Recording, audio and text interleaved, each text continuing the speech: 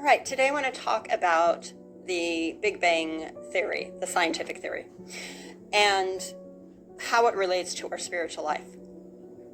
When we are born again, there is a burst, and this is a bursting open of a door into God's world so that we can receive the Holy Spirit. That's being born again or born of the Spirit. And there is a reference to barriers in the Bible.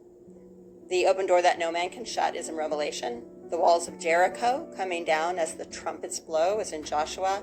And the gates of heaven is mentioned in Genesis. And then in the book of Enoch, God is found in the throne room. So we understand that God is behind a barrier. And we have to get to him in order to be part of his world or receive his spirit.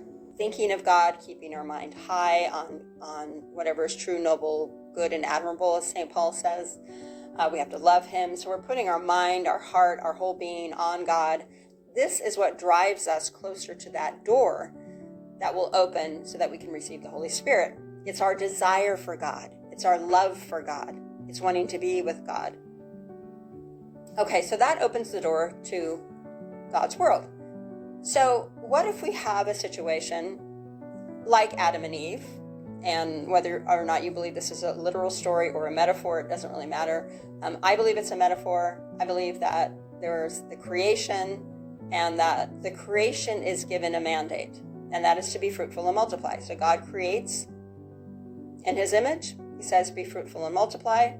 I think that the creation is an extension of God. In other words, God is a creator, and his creation become creators as well, as far as being fruitful and multiplying.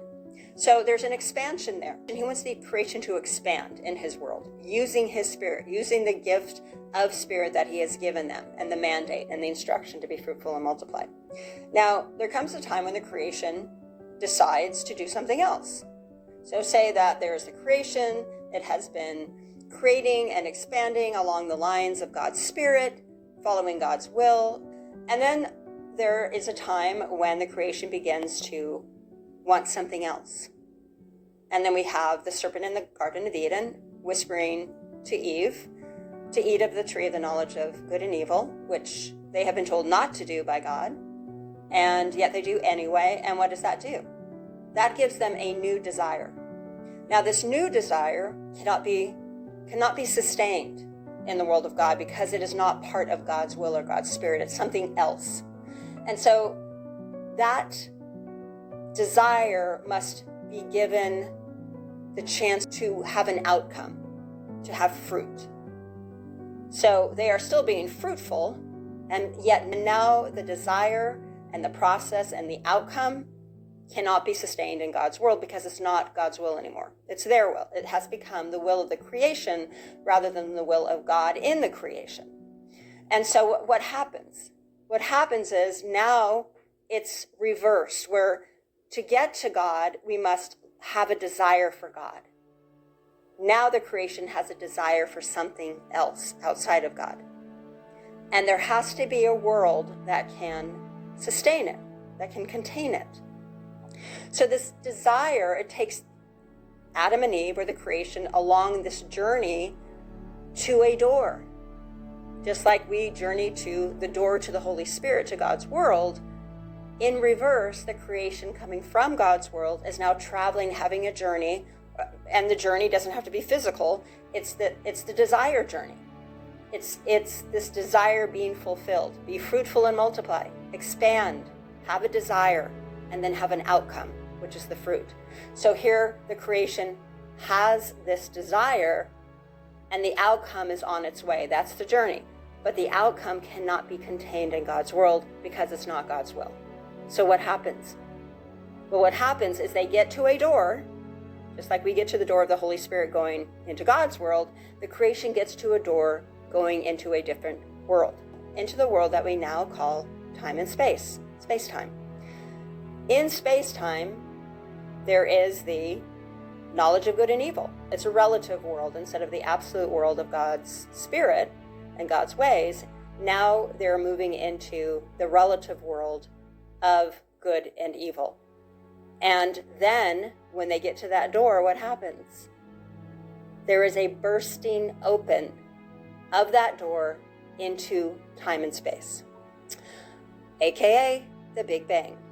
Once that door is open, all of a sudden there's this expansion, this quick inflation, several times. And apparently there are multiple Big Bangs or multiple universes. I find that fascinating. The idea that from God's world there would have been the great desire to do something that was outside of where they were, and so another world was formed in order to contain that desire, to allow the fruit and the outcome of that desire. Because God gave us that freedom to choose. He warned the creation not to eat of the tree of the knowledge of good and evil, but he gave the creation the freedom to do so. The tree was there. So to me, the Big Bang is just opening a door into in the opposite direction, into a world that could hold this new desire, the desire that could not be sustained in a perfect world, in the world of God. It was the move toward having their own will, the creation having its own will and doing things in its own way. And of course, that is described in many stories, including the fallen angels and the idea of the bottomless pit, because there is no restriction to the creation desiring and fulfilling the mandate to be fruitful and multiplying, but in their own will. And they broke God's law and they ate from the tree of the knowledge of good and evil. In other words, they broke God's law by desiring something outside of his will. And this world was created. And of course, now there's chaos and pain and suffering. But that is for another video.